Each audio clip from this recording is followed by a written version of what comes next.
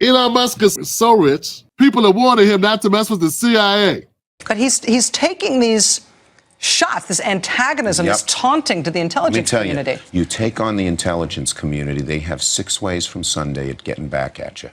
Well, listen, he's got a very powerful role. He's got a $44 billion megaphone. He's got over 200 plus million followers. And, well, if he was instrumental in that election, the stuff that Elon Musk did in Pennsylvania alone, I think, helped the president win that election. So he has a very big voice. I think the problem for Elon Musk, though, he's got a little bit of Potomac fever. And so you think you're going to go to Washington and change Washington. That's Potomac fever. And the weird thing about Potomac fever is one of the symptoms is you don't know you have Potomac fever. And of course, I have had Potomac fever, Wolf. So I'm speaking as a former patient that's been afflicted with the disease. So he's just got to be very, very careful because he's making enemies that he doesn't realize. And the incentives in Washington are totally different than those in business. And so everybody's incentivized in a different and sometimes irrational way. And I think the power that he's wielding right now, Washington has a great immunological system, and I think they'll find a way to rebut him. So I would say to Elon Musk, not he would listen to me, but stick to business. You've done great. You've made a couple $100 billion since the election. Lay off the gas on politics a little bit because these people could hurt you, and it's no need for you to get hurt. You're doing so well in your life. And look, guys, I'm going to tell you this. I've always looked at Scaramucci. That's Scaramucci. He was a former Trump guy, worked on the Trump campaign in the administration. Now, he was only there for like a month. And ever since then, that was back in 2016, 2017, yeah, after he was fired, he quickly became the guy that talked a lot of shit about Trump. The rhetoric got heated everywhere. You got pretty heated, Anthony, at times. Look, Joe, how did I get heated? What did I say, Joe? About Trump? Yeah, what did I say? I said I repeated what he was saying. I said this is wrong. Anthony, come on, Joe. You have had an utter disdain for Trump. You'll always be welcome at the table of legacy media and have people nodding as you trash Trump. That's always going to happen. But aren't you the slightest bit embarrassed or at least humbled about how wrong you were? Like everywhere he went, it was always about Trump. You were saying no one wants her to win more than you. Nobody wants her to win more than me. Maybe Melania Trump. That could be the only person I think of, because she hates him. Like I judge the hatred of Donald Trump by the Melania standard. Like Ben hates Trump, but slightly less than Melania. And I always looked at that as being kind of low down dirty. You know what I'm saying? Like, hey, this guy gave you a job. I only know who you are because you worked with him for a while.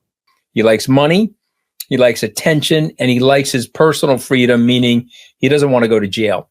He's a big baby, which is why he has all that hyper masculinity and all that bullying, tough guy intimidation, enemies lists, all the stupid stuff that small penis people have.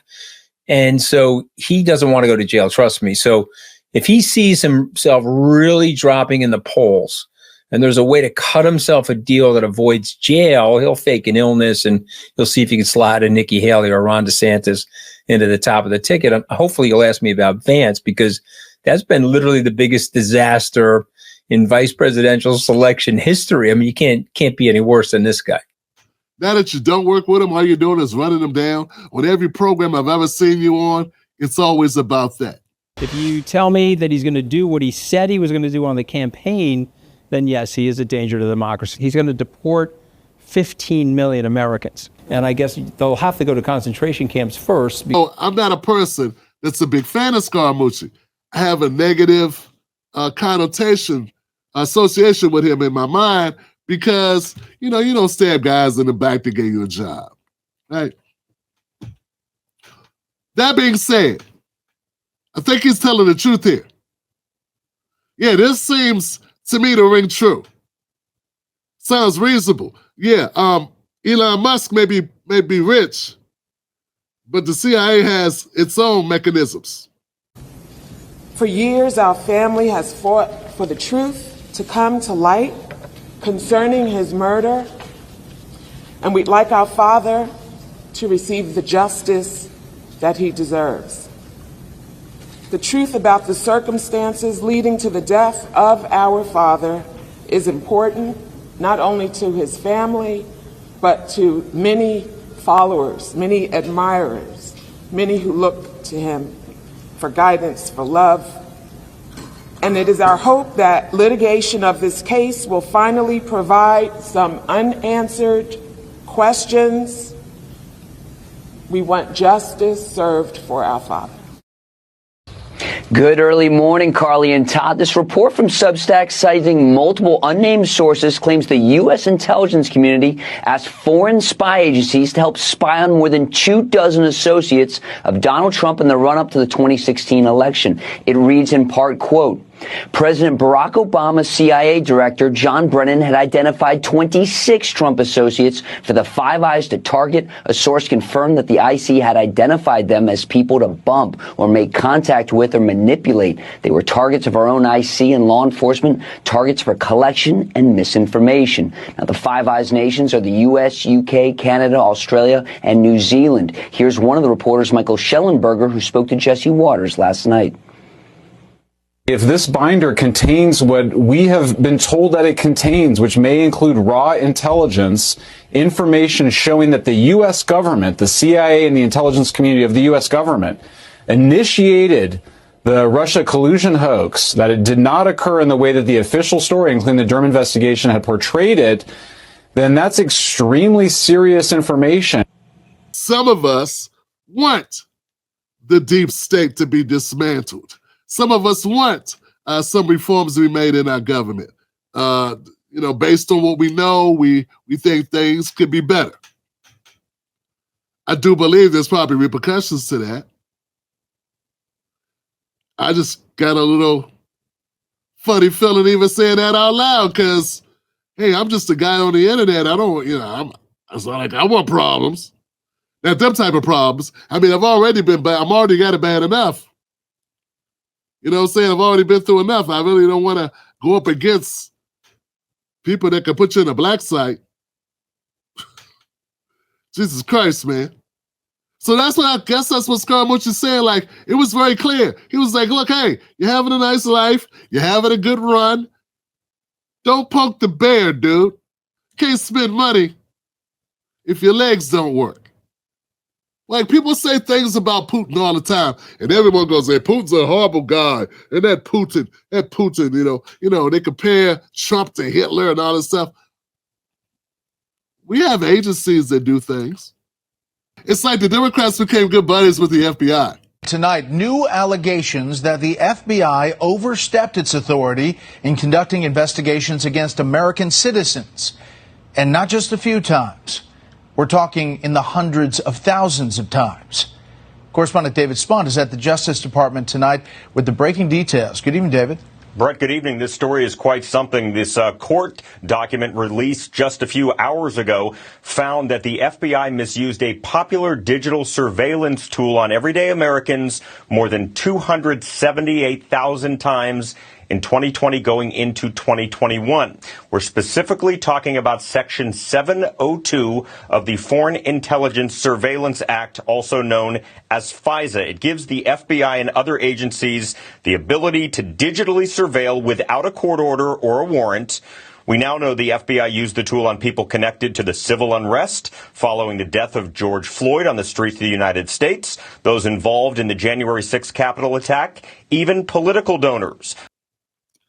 They hated Trump so bad they became good friends with the FBI. There are people that I've known who were like rebellious revolutionaries. All of a sudden embraced the FBI because the Democrats were like, hey, the FBI's okay. You know, if you ever wanted to put the FBI out of business, one cheap and cheerful way to do that would be to organize a federal government shutdown that went on for, I don't know, some really long period of time, like more than 30 days. Because they're on the side of getting Trump. That Comey guy, we like him. Like, what? Christopher Wray, we like him. Like, what? You mean the same organization that tried to get MLK to off himself? Yeah, that one, Tim. You get it there, yeah. Get away from me, man. I'm good. Just stay over there. We good. We ain't gotta kick it. Back to my point, yeah, I think Scaramucci is telling Elon some good stuff. If Elon will listen, I don't know.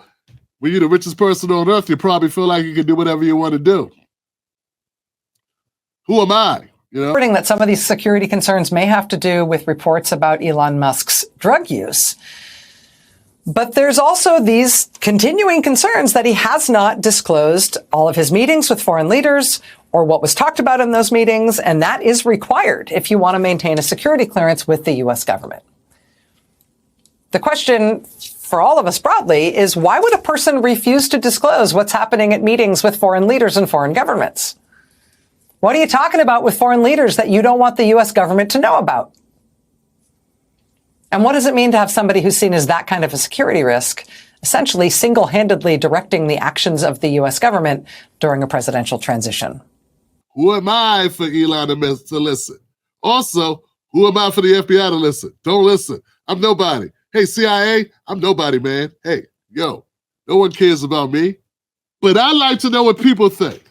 If you're courageous, right, and I'm not saying anybody say anything crazy, right? But do you think Scaramucci has a point? Do you think he has a point when he's saying, Elon, cool them heels, bro?